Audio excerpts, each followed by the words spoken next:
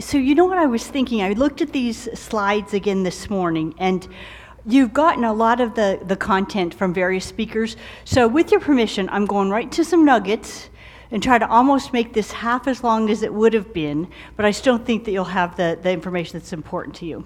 Oh, before I forget this, these two articles you should know about if you're in a big, gnarly ER. Big, gnarly ER people, high volume, greater than 60,000. So 2 papers now have come out this in the past year showing the performance limitations of the larger ERs and that you really can't compare them. And if anyone wants them, just email me, and I've got them on PDF. I got one from Jesse Pines and I've got my own, and we'll get them to you. It's nice evidence to have when your CEO is beating you up with data. Why can't you turn your patients around in 120 minutes like the freestanding ER can? So you've got an answer to it. So, and like I say, there's a little tutorial, but probably you're all very sophisticated. It's got so much numbers. It's just the numbers that I thought you might want to have. Sorry, hold on. I am getting to the good stuff. Okay, so we'll just go through some best practices. I want these to be very tangible ideas, strategies that you can take home, that you could think about introducing tomorrow, and it's going to be something for everyone because I've got every volume band in here. So at best practice, most people believe that triage is probably seen its day like in the 80s and 90s when we were all 17,000 visits a year, and they have changed, and so has the facility around us changed. Do you remember in the 90s, you were so proud if you were in an ER that had a gynecology room, an ophthalmology room, an ENT room? No, that doesn't work anymore. We need multifunctional rooms, and we bring the stuff to the patients. And so that's what you're going to have, is rooms that could accommodate anybody within a zone. The other new big concept is to have a zone that is acuity specific, so that you could have lower acuity spaces and higher acuity spaces, and those would look clearly different, wouldn't they? We use an experienced person in triage now as best practice. We're not using the EMT as you used to see days ago. Why? Because we are over capacity a lot of the time, and we need someone to make that really critical decision, sick, not sick, that blink response. And I believe experienced doctors and nurses get very good at that. Another idea, and I just decided about a topic for next year. How about we talk about workforce issues and how the changing paradigms might accommodate this? And I tell you why I say this. We were talking about physician and triage, and it was actually one of you in the audience, an older gentleman, who came up to me and said, I was getting ready to retire, but I really know sick when I see it. I've been doing it for 30 years, and I'm too tired to run around the ER in the back, but I could hunker down out front and say sick, not sick, go to the back, go to the front, and so forth. And so I thought about that as a strategy for keeping physicians in the workforce is as in a physician and triage role. Or where else could we think about how the changes in the system could accommodate aging physicians? And then did you know that UC San Diego developed, anybody heard of Jim Killeen and Ted Chan out there? They're always doing very wonkish things with their intake processes and using computers. They were the first group to report on barcoding lab specimens. They now have a self-populating triage. So if you've ever been in the UC San Diego system before, it completely populates that information so that the staff only have to ask you information pertinent to why you're here now. Do you know Toyota does that? I drive a RAV4. When I go in for my little check, everything's on a paper and they say, Mrs. Welch, is everything correct? So how come when someone comes to the ER, we're asking them redundant things over and over in details we should have? Don't you people keep any records? And for the amount of time we tend to records, you would think that we would. And then the other idea of abbreviated triage, MedRec, screening for spouse abuse, all this other little added stuff we've front-loaded to the ER visit, put it in the back. Get that stuff on the way out. It does not belong up front. It's not relevant to the immediate care of patients, and it doesn't allow for really facile intake process.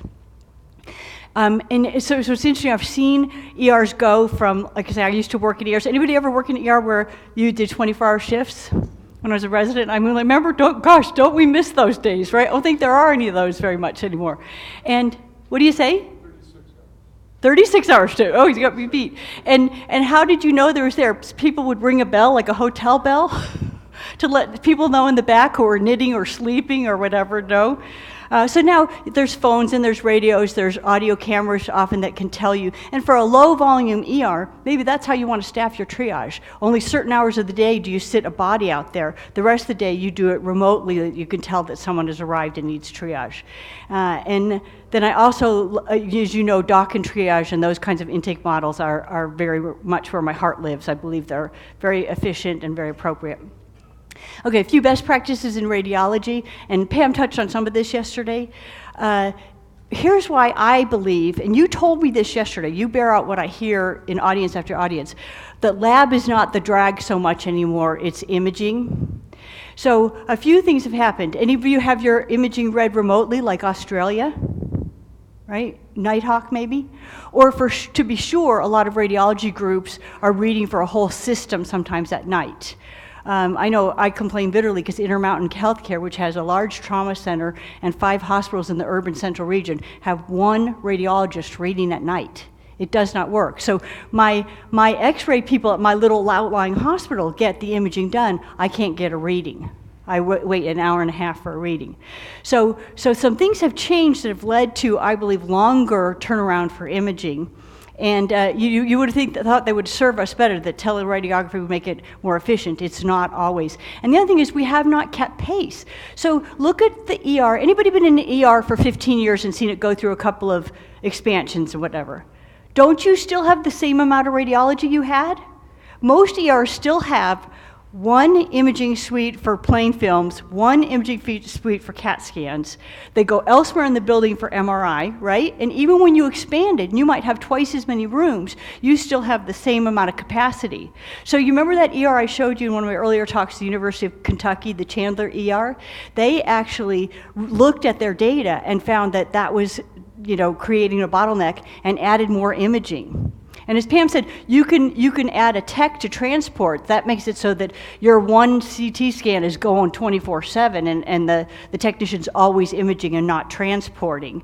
But we've clearly seen that we've outgrown. Utilization has gone up, and we've outgrown it as we've added more beds. We've not added more radiology capacity. The issue of no oral contrast for abdominal CTs in the ER. Anybody fighting that battle? Will you email me? This is such a common issue that I had my little firm put together a policy statement that feeds the radiologist literature back to them and makes the case for them not giving oral contrast in the ER that's not needed. They weren't listening to our literature, so now we have to give them theirs. So if you would like that, I've got my most updated version on my home computer. I would be happy to send it to you. I've helped a lot of departments fight that battle that way. So you can go to thequalitymatters.com. That's my website if you want to go there. Or if you remember my name and how you spell it, it's just sherryjwelch@gmail.com. And remember, any of those goodies that we promised you, Rick had to tell me if I put everything in your book that I wanted to, it would be about this thick. And you can't read a lot of the pages anyway. So just email me if you heard about something, you're like, hey, what was that thing you said about oral contrast? And I'll be happy to send it to you. All right, and then we know now, these were from a little unpublished study we did at EDBA, that you need a certain amount of tech capacity for the ER based on volume, and these were what the best practice ERs showed us, and I think Pam showed you that in a different graphic last month. All right, lab, I don't think that the answer's in on whether a ED fast lab, stat lab, point of care testing, or having an ED lab tech who takes care of all the specimens. I can't find data, I haven't been able to, as to which one is clearly the standard of care for our specialty.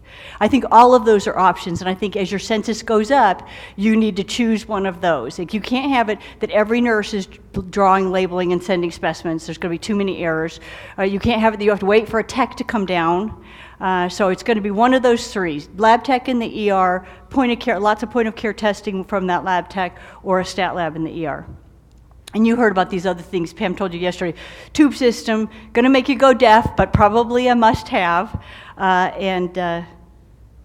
There you go. Okay, so discharge, getting them out. I'm talking about discharge not from the hospital as much as discharge from the ER. So some of the things that can really speed this up. Anybody got phone banks where people can make their own follow-up appointments? Anybody doing that yet?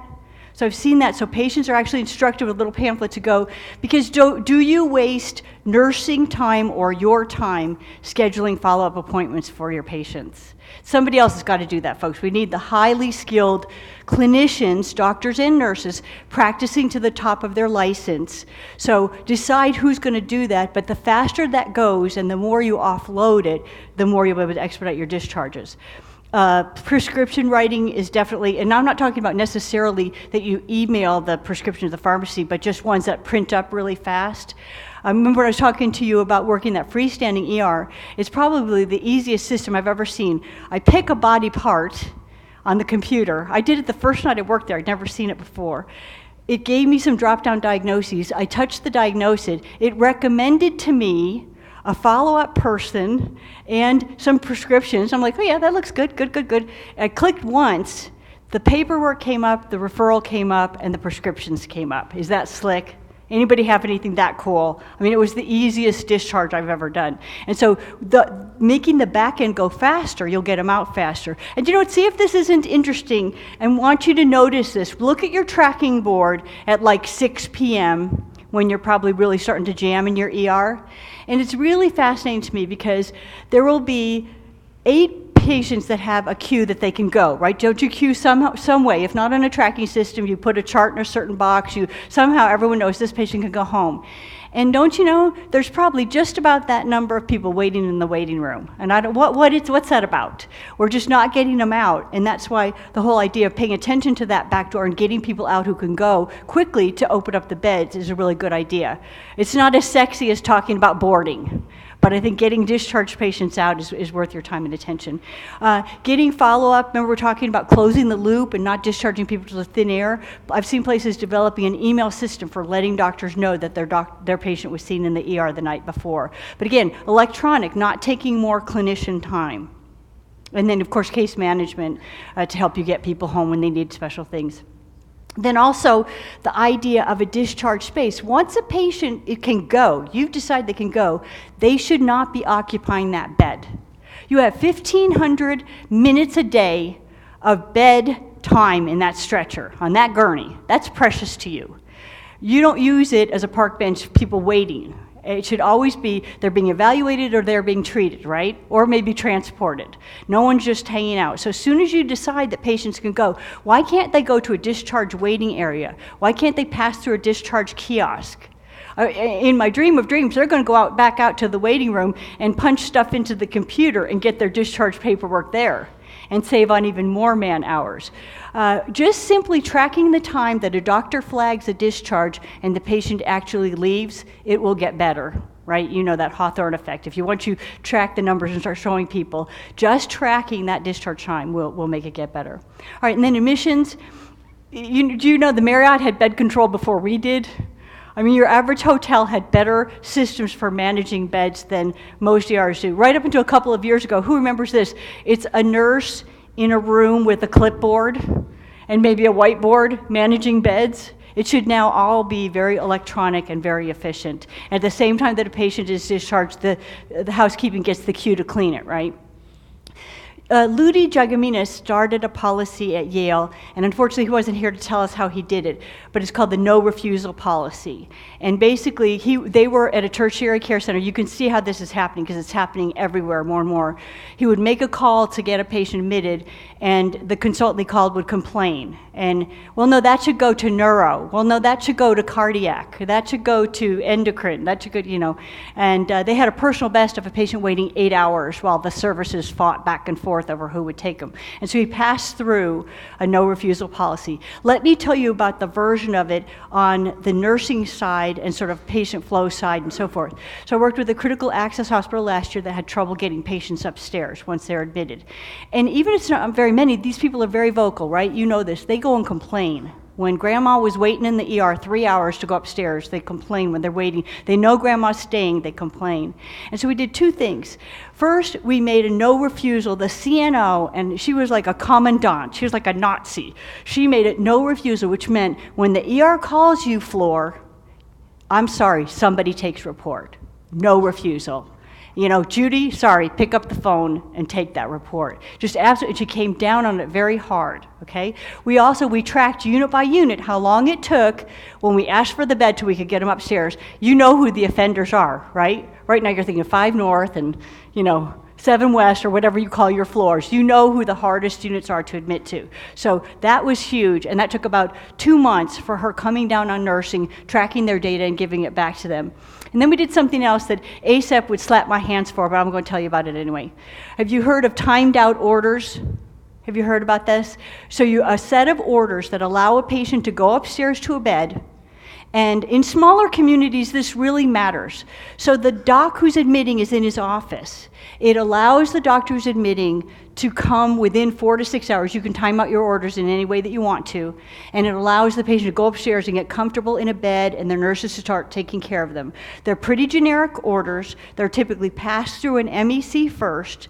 And they're not meant to go on forever. They're meant to allow a patient to get comfortable and allow the doctor to come in. I'm sure the people would disagree with me, but I would tell you what, IHI promotes the practice. They're called timed out orders, what else? Express admission orders, I forget, there's a few different terms for them. Bridge orders. Bridge orders is another name you might have heard them under.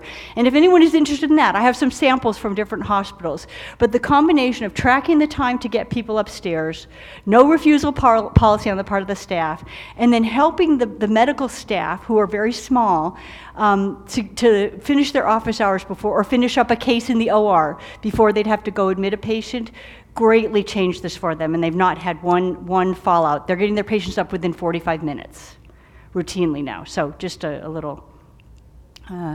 Okay, and everyone familiar with Peter Viccellio's full capacity protocol? Anybody boarding patients in hallways? So this is kind of old news now, but there's lots of data now. Peter has published so much about how getting people upstairs, even in the hallway upstairs, is preferable to keeping them in the ER hallway. So that's the full capacity protocol. And he's actually shown their length of stay is shorter, their patient satisfaction is greater, and they're not having any increased risk. So if you need help with doing that, it's funny, I'm surprised. So many hospital administrators are really averse to a patient in the hallway upstairs, but it's okay to have 10 in the hallways in the ER. So in any case, if you want some information on that. And then I already stole my own thunder talking about timed out orders. More admissions. So we barely talked about this. Everyone familiar with hospital-acquired conditions? There are some things now that CMS will not pay for if they feel that we gave it to the patients. So we're going to be caring about decubitus ulcers, urinary tract infections, MRSA, right? So some people are talking about taking a proactive stance, being a little bit worried that they might get dinged, and wanting to document on arrival if a patient already is colonized with MRSA, if a patient has a UTI, if a patient has a decubitus. So this would mean part of your admission process would be, swabbing their nose, getting a urine, and taking a picture of their bum. So if this is part of your admission process, is this going to slow down everything? And so thus is a revisit of the whole idea of an express admission unit and maybe even an admission team. Could you envision in your ER, if it comes to pass that we're doing all this before they go upstairs, wouldn't you just as soon have a little area that they go into the express admission, like the express, inspection stations you can go to for your car? Get me through that express admission station, do all that paperwork, open up the beds for the ER, get everything done real quick by people who know how to do it efficiently, and then get them upstairs. I think it's worth keeping. Anybody doing those things I mentioned about looking for hospital-acquired conditions and kind of documenting it? Anybody doing that yet? Yeah, it's coming. When I first heard it, I'm like, really?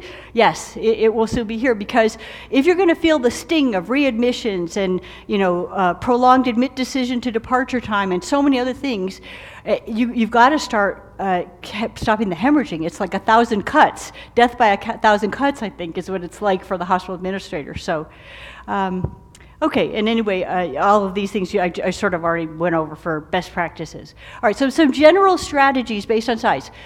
What's my source? I don't have one except myself and being in 100 different ERs and talking to lots of consultants. You won't find this. It will get to the literature eventually, but right now this is just, I think, what people who go around and work with ERs trying to make them operationally more efficient know, and now you're going to know it too. So general themes.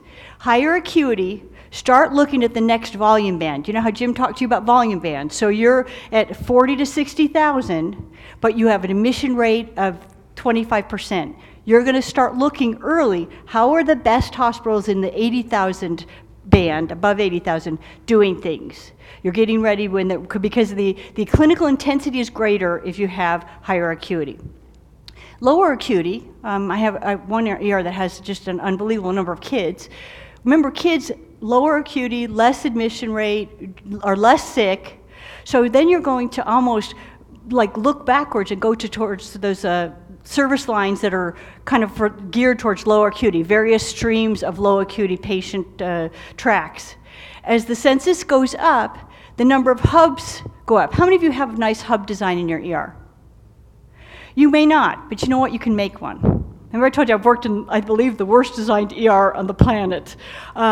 And we created geographic zones. It took us a while to get there. But the idea is you're much more efficient as you go up in volume if you dedicate a certain number of rooms. And most people will tell you 8 to 12 rooms, depending on the acuity, is a really nice number to be managing, out of a central station and out of a central team. So you're going to have a geographic zone with a team that includes doctors, nurses, techs, and your own non-clinical people that put in orders and so forth. Does that make sense to you? That you would? How do we know that? Because we know that the most efficient ERs are that sweet spot just below 20,000. Just below 20,000 visits are a very nice place to be. Anybody in an ER like that? It's funny because in our group, those shifts fill up fast. People want to work there because you know it's going to be pleasant. In my view, I think it's partly this, because when it's a small ER like that with 50 patients a day or less, I can touch everything. Everybody I need to talk to, we're all in the same little space. Communication is easier. The transmission of information is easier. And like I say, I feel like I touch everything. It's easy in that venue. Tina, did she get that, Rosefin? Right? Bigger ER with many more beds and many more patients, it's all a lot harder, and the system is less forgiving unless you've got it just airtight, and we'll talk about some of the things that make it airtight. So as your census goes up, you increase your hubs or your geographic zones if it's not, if your building and your footprint doesn't support you. As your census goes up, then now you need to be streaming. And truthfully, I don't care, and I don't think necessarily that the word is in on whether streaming to make equal hubs. Are we just going to treat them like a bunch of little ERs that are the same? Or do you want to stream, we're going to put chest pain, sepsis, elderly, really sick, gnarly patients here.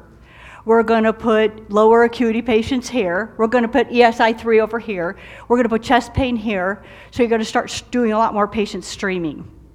And as your admission goes up, then anything that expedites admission, the admission process helps you. More general themes. So low admission rate or high pediatric rate, build out a super track, which is like a super fast track where you just kiss them goodbye, in my view. Fast track where you got all the supplies that you need for most of the procedural stuff. You can even have a wound clinic. Anybody doing a wound clinic? I say marry wound clinic and follow up IV antibiotics. They could go to a certain place, they're told to come back, and those are two service lines that you're operating concurrently in your ER. And I just gave some advice to an ER that they really, really wanted to have a PEDS ER because they were going to be building a PEDS hospital. But they couldn't populate the space that they had for it. And so they decided to define PEDS as 22 years and under. Does that make sense to anybody? I'm like, oh, because now, right? Now that you've added, which by the way, EDBA, we say 16 and under is pediatric, but once you add 18, 20, now you're doing every kind of GYN case, right? You've totally changed it. I said, why don't you instead keep 16 and under as your pediatric ER and throw in your fast track stuff? Bring some easy fast track stuff. Decide that you'll stream them there. I thought that was a better plan. I'm surprised we didn't mention this, but the whole concept of a geriatric ER, if you're serving a very high senior citizen population, it's really worth thinking about. And there's a whole lot now coming out about how you would design it. It would actually be different. You'd had floor lighting and not so much overhead lighting because of the elderly. The light reflects and makes them fall. You'd have different flooring materials. They call it, I saw an article about a jerry patch, when they come in, you'll give them big reading glasses because they forgot their glasses. You'll give them a temporary hearing aid that just augments everything. You'll give them non-skid booties, right? And you'll give them egg crates to sit on so that they don't get a sore while they're there. I think this is a great idea. So you could have a geriatric area. These 4 beds are our Geri ED, and be very senior friendly. Everyone would be told to go in the room, shut the door, and talk loud for those patients, right, because they can't hear. So the idea of this segmentation and segmenting things by age and considering, are you ready for, if not a geriatric ED, maybe a geriatric area. And when you have a high senior citizen population, you're going to want to build out higher acuity service lines, right, and expedite the whole admission process. Oh, here's an interesting thing that I got from the Canadians. I went up and got to be a little advisor to the Canadian government on some of their healthcare metrics. And their early CTEST data showed that there's a senior citizens peak. Do you know what it is? When would you guess? When do senior citizens seem to come en masse to the ER? If you notice that, look, right after dinner, it's because their children have come to see them and say, Mom's not acting right. Or their children have called them, Mom doesn't sound right on the phone, call 911. And so this is very fascinating. Similarly, if you open a fast track, you'll get a little bit of a pediatric surge right when it opens, because the mothers in the community know that they can't get into the pediatrician, so they're going to your fast track at 11 when it opens, or at 1 when it opens. So it's very interesting, some of these demographics, and to sort of plan for what the day will look like. But when you think on it, don't you think about getting a lot of seniors in that early evening time, you know? I thought it was interesting data. And then case management. I had a CEO tell me that he was going to quadruple his case management in his ER because he saw the way things were going. And I said, I think that's a great idea.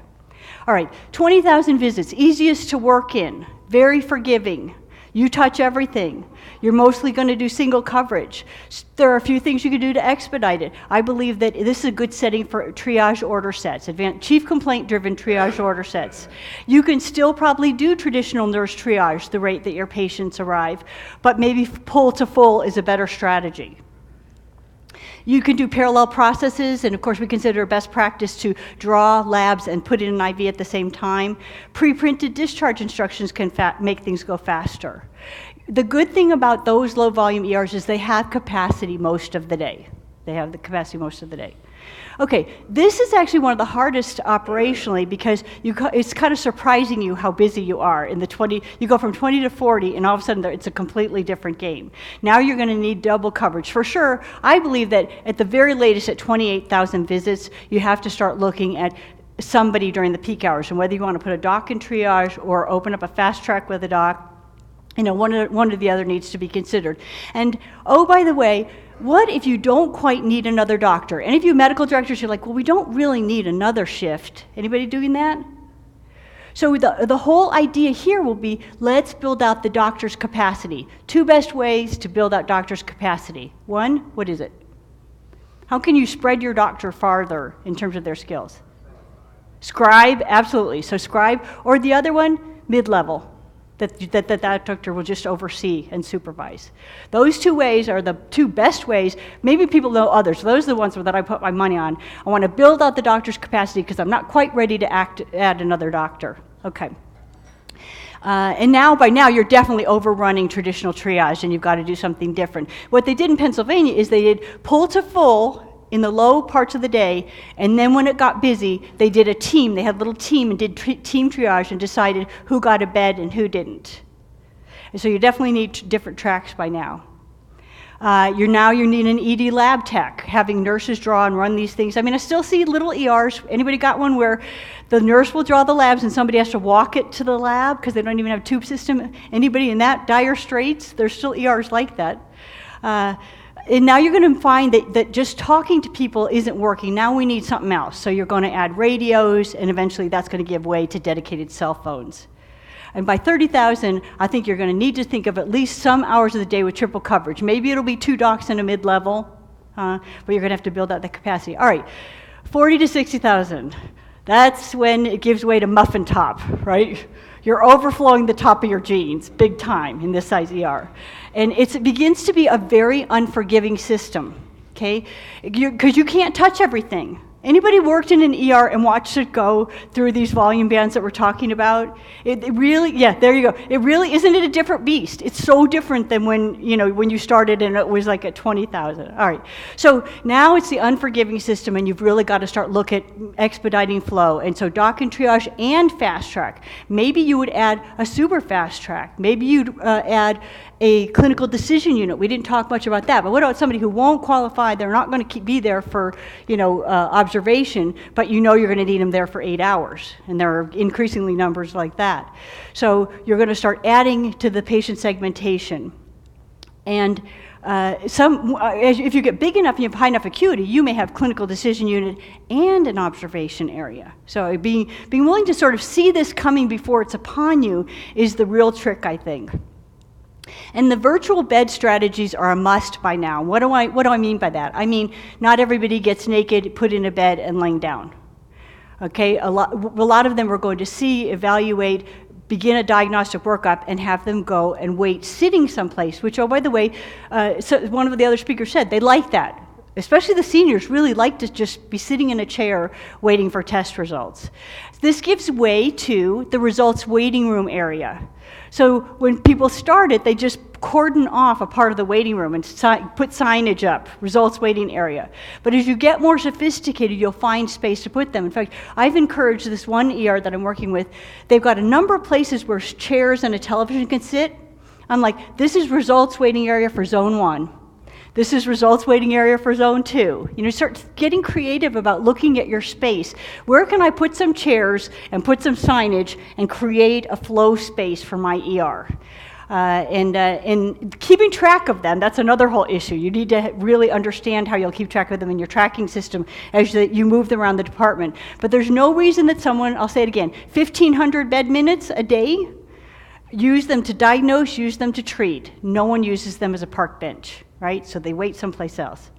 By now, in the 40 to 60, you probably got a staffing method that includes mid-level providers and scribes.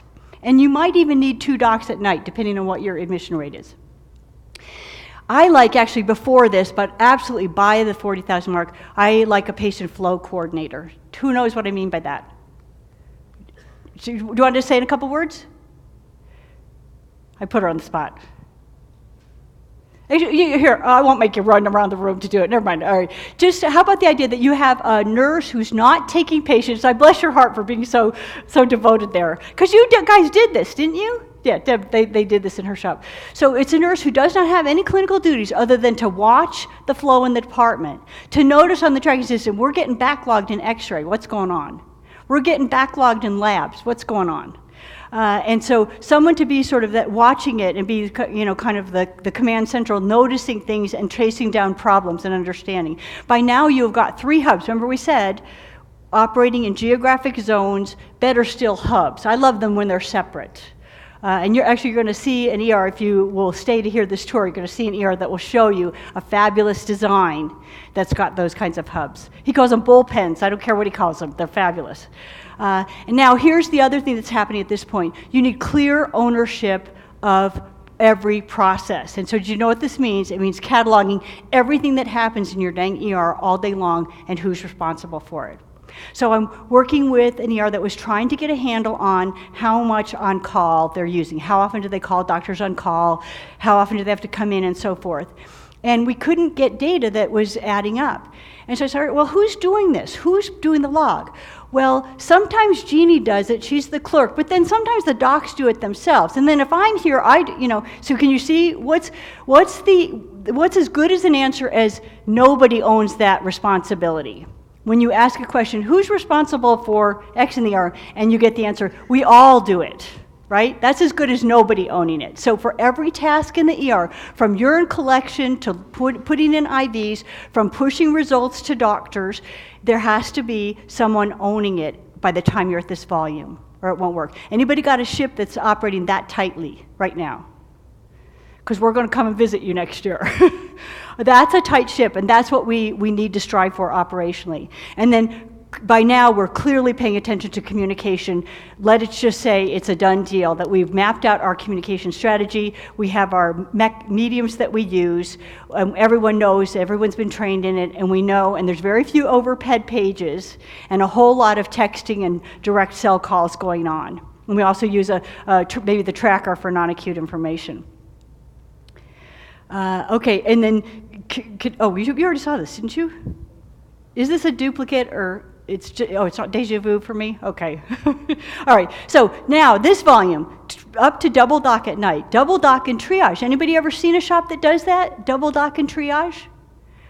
So sometimes your census is going to be such where 20 patients arrive at once. So you're going to have to develop mechanisms. So it would be super fast triage, doc out there deciding who's really sick and who has to come back immediately, and probably doing 2 or 3 at a time. Because remember your curve. So if I said to you, you need triage for 36 hours a day, there may be hours when you need no triage because you're so slow, but the evening shift, roughly how many more patients are seen on evening shift versus afternoon shift? So say 4 p.m. to 4 a.m.